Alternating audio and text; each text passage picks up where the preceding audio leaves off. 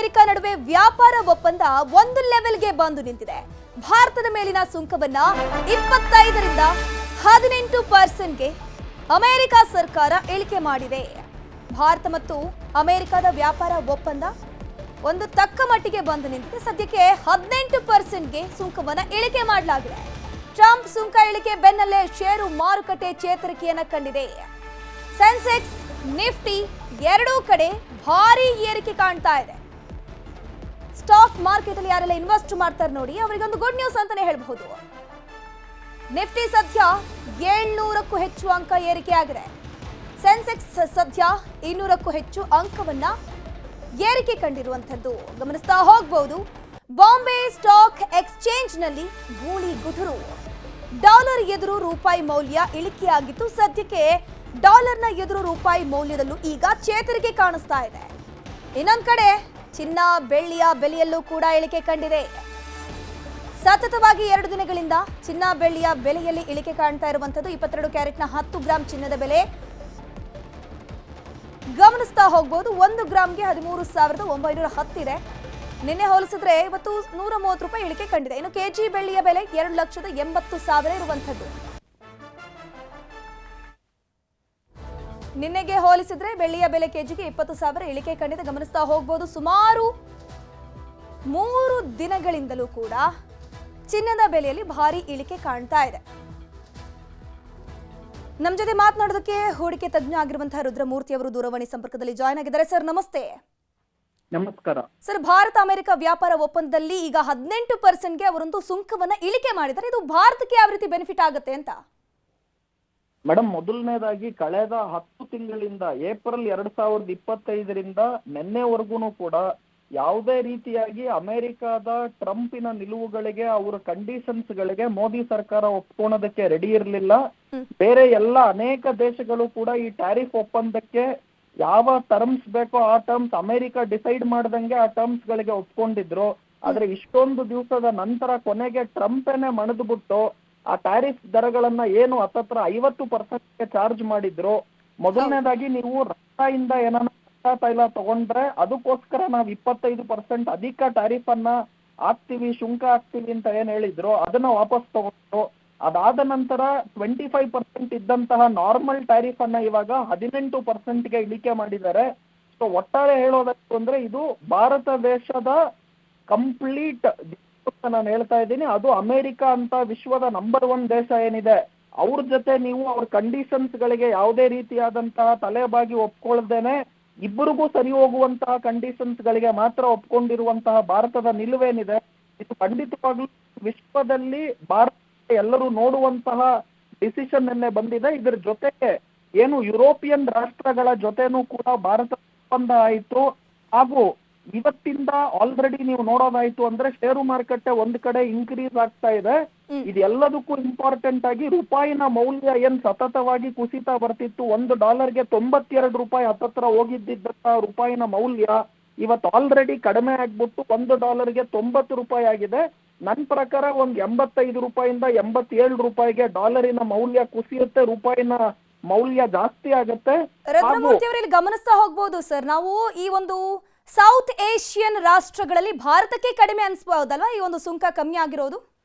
ಖಂಡಿತವಾಗ್ಲೂ ನೋಡಿ, 18% ಏನು ಈ ಟ್ಯಾರಿಫ್ ಅನ್ನ ಕೊಟ್ಟಿದ್ದಾರೆ, ಅವರ ನಿಯರ್ ಬೈ ಇರುವಂತಹ ದೇಶಗಳನ್ನ ತಾವು ನೋಡೋದಾದ್ರೆ ಕೆನಡಾ ಕೊಟ್ಟಿರೋದಾಗಿರ್ಬೋದು ಅಥವಾ ಅವರ ನೀವು ಇನ್ಕ್ಲೂಡಿಂಗ್ ಸೌತ್ ಏಷ್ಯನ್ ಕಂಟ್ರೀಸ್ ಗಳ ಕಂಪೇರ್ ಮಾಡಿದ್ರು ಕೂಡ 18% ಲೋಯೆಸ್ಟ್ ರೇಟ್ ಆಗಿದೆ. ಇದರಿಂದ ಏನಾಗುತ್ತೆ ಅಂತ, ಒಂದು ವೆನಿನ್ಸುಲಾ ದೇಶವನ್ನ ಟ್ರಂಪ್ ಅವರ ಆಡಳಿತಕ್ಕೆ ತಗೊಂಡಾದ ನಂತರ ರಷ್ಯಾದಿಂದ ಏನು ನಾವು ಕಚ್ಚಾ ತೈಲವನ್ನ ಕಚ್ಚಾ ಬೆಲೆಗೆ ಖರೀದಿ ಮಾಡ್ತೀವಿ, ಇವಾಗ ಟ್ರಂಪ್ ಹೇಳ್ತಾ ಇದ್ದಾರೆ ವೆನಿನ್ಸುಲಾ ಇಂದ ಖರೀದಿ ಮಾಡಿ ಕಚ್ಚಾ ತೈಲವನ್ನ ನಾವು ನಿಮ್ಗೆ ಒಳ್ಳೆ ಬೆಲೆಗಳಲ್ಲಿ ನಾವೇ ಕೊಡ್ತೀವಿ ಅಂತ ಟ್ರಂಪ್ ಹೇಳ್ತಾ ಇದ್ದಾರೆ.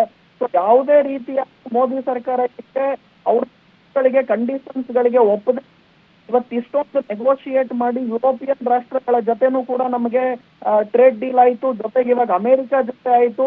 ವೆನಿನ್ಸುಲಾ ಇಂದ ನಮ್ಗೆ ಇವಾಗ ಕಚ್ಚಾ ತೈಲ ಕಡಿಮೆ ಬೆಲೆಗಳಿಗೆನೆ ಸಿಗುತ್ತೆ. ಹಾಗೂ ಆಲ್ರೆಡಿ ಲಾಸ್ಟ್ 2-3 ದಿವಸದಿಂದ ಕಚ್ಚಾ ತೈಲಗಳಲ್ಲೂ ಕೂಡ ಭಾರಿ ಪ್ರಮಾಣದ ಕುಸಿತ ಆಗಿದೆ.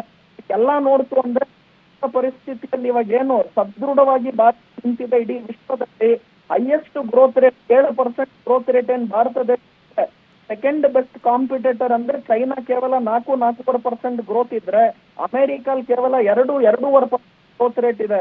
ಸೊ ಭಾರತ ದೇಶದ ಗ್ರೋತ್ ರೇಟು ಚೈನಾ ಡಬಲ್ ಇದೆ, ಅಮೆರಿಕಾಗೆ 4 ಪಟ್ಟು ಇದೆ.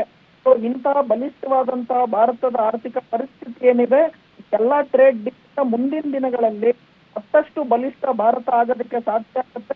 ನೆಕ್ಸ್ಟ್ ವರ್ಷ ನಾವು ಜರ್ಮನಿನ ಕೆಳಗಡೆ ಹಾಕ್ಬಿಟ್ಟು ನಾವು 3ನೇ ಸ್ಥಾನಕ್ಕೆ ಹೋಗ್ತೀವಿ GDP ಅಲ್ಲಿ ವಿಶ್ವಕ್ಕೆ. ನಂತರ ಅಮೆರಿಕ, ಚೈನಾ ಎರಡೇ ನಮ್ಮ ಮೇಲ್ಗಡೆ ಇರುತ್ತೆ. ಸೊ ಇದು ಕಂಪ್ಲೀಟ್ ಏನು ಡೆವಲಪ್ಮೆಂಟ್ ಆಗ್ತಾ ಇದೆ, ಎಲ್ಲವೂ ಕೂಡ ಭಾರತ ಎಷ್ಟು ಸ್ಟ್ರಾಂಗ್ ಇದೆ ಅನ್ನೋದಕ್ಕೆ ಉತ್ತರ ಆಗಿದೆ. ಟ್ರಂಪನ್ ಯಾರಾನ ಅವ್ರ ಜೊತೆ ನೆಗೋಸಿಯೇಷನ್ ಮಾಡಿ ಮಾಡ್ತಾರೆ, ಅದಕ್ಕೆ ಸಾಧ್ಯತೆ ಇದೆ ಅಂತ ನಿರೂಪಣೆ ಆಗಿದೆ ಅಂದ್ರೆ ಅದು ನಿನ್ನೆ ಟ್ರೇಡ್ ಡೀಲ್ ಮುಖಾಂತರ ಆಗಿದೆ. ಇದು ಖಂಡಿತ ಪ್ರತಿಪಕ್ಷ ಭಾರತ ದೇಶದ ಇದು ಒಂದು ಚರಿತ್ರೆಯಲ್ಲಿ ಸೃಷ್ಟಿಸಿದಂತಹ ಒಂದು ಟಾಪ್ ಪಾಸಿಟಿವ್ ನ್ಯೂಸ್, ಆರ್ಥಿಕತೆಗೆ ಇದು ತುಂಬಾ ಪಾಸಿಟಿವ್ ನ್ಯೂಸ್ ಅಂತ ಹೇಳ್ತೀನಿ. ಸರ್, ಇನ್ನೊಂದು ವಿಚಾರ, ಇಲ್ಲಿ ಸ್ಟಾಕ್ ಮಾರ್ಕೆಟ್ ಒಂದ್ ಕಡೆ, ಇನ್ನು ಜನಸಾಮಾನ್ಯರು, ಒಂದು ಮಿಡಲ್ ಕ್ಲಾಸ್ ಫ್ಯಾಮಿಲಿ ಅವರಿಗೆ ಚಿನ್ನ ಬೆಳ್ಳಿ ಪರ್ಚೇಸ್ ಮಾಡಬೇಕು ಅಂದ್ರೆ ಬಹಳ ಟೆನ್ಷನ್ಗೆ ಒಳಗಾಗಿದ್ರು. ಇದೇ ರೀತಿ ಭಾರತ ಮತ್ತು ಅಮೆರಿಕದ ಸಂಬಂಧ ಮುಂದುವರೆದ್ರೆ ಚಿನ್ನ ಬೆಳ್ಳಿಯ ಬೆಲೆ ಇದೇ ರೀತಿ ಕಡಿಮೆ ಆಗ್ತಾ ಹೋಗತ್ತಾ ಹೇಗೆ? ಮೇಡಮ್, ಮೊದಲನೇದಾಗಿ ಚಿನ್ನ ಬೆಳ್ಳಿ ದರಕ್ಕೂ ಇಂಡಿಯಾ USA ಟ್ರೇಡ್ ಡೀಲ್ಗೂ ಸಂಬಂಧನೇ ಇಲ್ಲ. ನಾನು ವೈಜ್ಞಾನಿಕವಾಗಿ ನಿಮ್ಗೆ ಹೇಳ್ತಾ ಇದ್ದೀನಿ. ಮೊದಲನೇದಾಗಿ ಅಂತಾರಾಷ್ಟ್ರೀಯ ಮಾರುಕಟ್ಟೆಯಲ್ಲಿ ಯಾವಾಗ ಚಿನ್ನ ಬೆಳ್ಳಿ ದರಗಳಲ್ಲಿ ಏರಿಕೆ ಆಗುತ್ತೋ ಆವಾಗ ನಮ್ಮ ದೇಶದಲ್ಲೇ ಅಲ್ಲ ಎಲ್ಲಾ ದೇಶದಲ್ಲೂ ಕೂಡ ಚಿನ್ನ ಬೆಳ್ಳಿ ದರಗಳಲ್ಲಿ ಏರಿಕೆ ಕಾಣಿಸ್ತಿದೆ. ಯಾಕೆ ಅಂದ್ರೆ ಅಂತಾರಾಷ್ಟ್ರೀಯ ಮಾರುಕಟ್ಟೆ ನಾವು ನೋಡೋದಾದ್ರೆ ಚಿನ್ನದ ಬೆಲೆ ಏರಿಕೆ, ಬೆಳ್ಳಿಯ ದರಗಳಲ್ಲಿ ಏರಿಕೆ ಆದಾಗ ಎಲ್ಲಾ ದೇಶದಲ್ಲೂ ಚಿನ್ನ ಬೆಳ್ಳಿ ದರಗಳಲ್ಲಿ ಏರಿಕೆ ಆಗುತ್ತೆ. ಆದ್ರೆ ನಿಮಗ್ ಚಿನ್ನ ಬೆಳ್ಳಿ ಇನ್ನ ಕಡಿಮೆ ಆಗಬೇಕು ಅಲ್ರೆ ಕೇವಲ ಬೆಳ್ಳಿ ದರಗಳ 50% ಇಳಿಕೆಯನ್ನ ನೋಡ್ತೀವಿ. 4,20,000 ರೂಪಾಯಿ ಇದ್ದಂತಹ ಕೆಜಿಗೆ ಇವಾಗ 2.5 ಲಕ್ಷ ಬಂದಿದೆ. 4,20,000 ಇಂದ 2.5 ಲಕ್ಷ ಅಂದ್ರೆ ಹತ್ತತ್ರ 40ರಿಂದ 50% ಇಳಿಕೆ ಬೆಳ್ಳಿಯಲ್ಲಿ ಕಳೆದ 3-4 ದಿವಸದಲ್ಲಿ ನಾವು ಕಂಡಿದ್ದೀವಿ. ಇದಕ್ಕೆ ಮುಖ್ಯ ಕಾರಣ ಏನು ಅಂದ್ರೆ ರಷ್ಯಾ ಮತ್ತೆ ಯುಕ್ರೇನ್ ನಡುವೆ ನಡೆಯುವಂತಹ ಯುದ್ಧ ಏನಿದೆ, ಕೇವಲ 6 ತಿಂಗಳಲ್ಲ, 1 ವರ್ಷ ಅಲ್ಲ, 2 ವರ್ಷ ಅಲ್ಲ, ವರ್ಷಾನುಗಟ್ಲೆಯಿಂದ ಇವಾಗಲೂ ಕೂಡ ರಷ್ಯಾ ಮತ್ತೆ ಯುಕ್ರೇನ್ ನಡುವೆ ಯುದ್ಧ ಏನಿದೆ ಅದು ಸತತವಾಗಿ ಕಂಟಿನ್ಯೂ ಆಗ್ತಾನೆ ಇದೆ.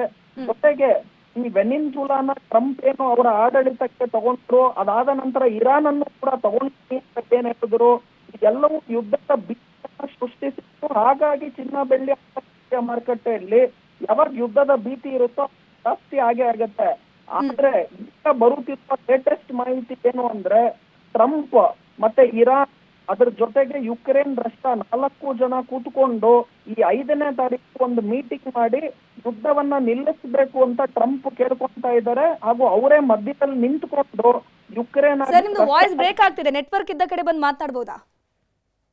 ಇವಾಗ ಯುಕ್ರೇನ್ ರಷ್ಯಾ ನಡುವೆ ಏನ್ ಯುದ್ಧ ನಡೀತಾ ಇದೆ ವರ್ಷಾನುಗಟ್ಲೆಯಿಂದ, ಇದನ್ನ ಅಂದ್ಬಿಟ್ಟು ಟ್ರಂಪೇ ಮಧ್ಯವರ್ತಿಗೆ ತಗೊಂಡು ಅವರು ಇರಾನ್ ದೇಶ, ಯುಕ್ರೇನ್ ಮತ್ತೆ ರಷ್ಯಾ ಇವ್ರು 4 ಜನ ಒಂದು ಮೀಟಿಂಗ್ ಮಾಡ್ತಾ ಇದಾರೆ 5ನೇ ತಾರೀಕು. ಅಲ್ಲೇನ ಪೀಸ್ ಆಯ್ತು ಅಂದ್ರೆ ಅದನ್ನ ನಿಲ್ಲಿಸ್ತೀವಿ ಅಂತ ಯುಕ್ರೇನ್ ರಷ್ಯಾ ಒಪ್ಪಿಕೊಂಡು ಖಂಡಿತವಾಗ್ಲೂ ಚಿನ್ನ ಮತ್ತಷ್ಟು ಕುಸಿತ ತಾವು ಕಾಣ್ತೀರಾ. ಸೊ ಸಿಂಪಲ್ ಪಾಯಿಂಟ್ ಏನು ಅಂದ್ರೆ ಯುದ್ಧದ ಭೀತಿ ಜಾಸ್ತಿ ಆದಷ್ಟು ಚಿನ್ನ ಜಾಸ್ತಿ ಆಗತ್ತೆ. ಯುದ್ಧದ ಭೀತಿ ಕಡಿಮೆ, ಪೀಸ್ ಟ್ರೀಟಿ ಅಥವಾ ಎಲ್ಲರೂ ಕೂಡ ಯುದ್ಧವನ್ನ ನಿಲ್ಸೋದಕ್ಕೆ ಒಪ್ಪಂದ ಮಾಡ್ಕೊಂತು ಅಂದ್ರೆ ಚಿನ್ನ ಬೆಳ್ಳಿಯಲ್ಲಿ ಇಳಿಕೆ ಕಾಣ್ತಿದೆ.